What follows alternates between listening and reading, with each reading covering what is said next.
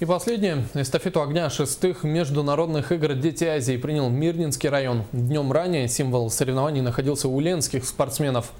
Напомним, что эстафета стартовала 29 марта, за 100 дней до официального открытия игр.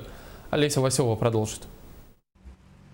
Огонь международных спортивных игр «Дети Азии» покидал Ленск торжественной эстафетой. Хранители огня в сопровождении лучших спортсменов пронесли факел по центральным улицам от администрации до крайней точки города. Далее символ игр продолжал свой путь в привычной компании 3 хранителей и 2 представителей Ленского спорткомитета. На последних возложили почетную миссию передать огонь мирнинским соседям на границе 2 районов.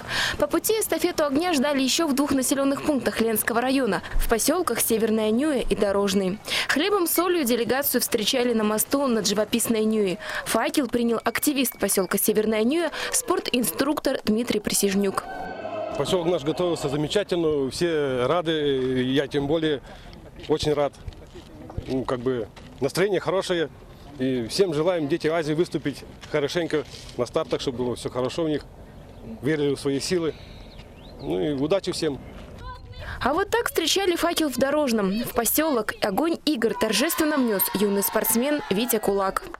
У меня приятное чувство, то, что люди отдают что-то спорту и занимаются им. Я испытал гордость. В самом центре поселка собрались местные жители, чтобы поприветствовать огонь и передать якутским спортсменам пожелания спортивных успехов на очередных играх. После всех церемоний и фотографирования огонь продолжил свой путь к границе.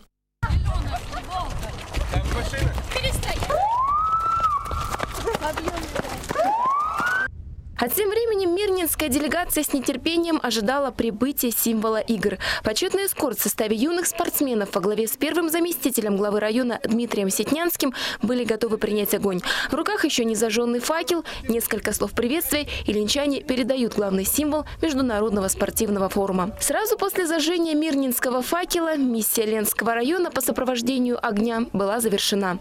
Эстафету принимает столица Алмазного края. Олеся Василова, Михаил Сенаторов, телеканал «Алмазный край».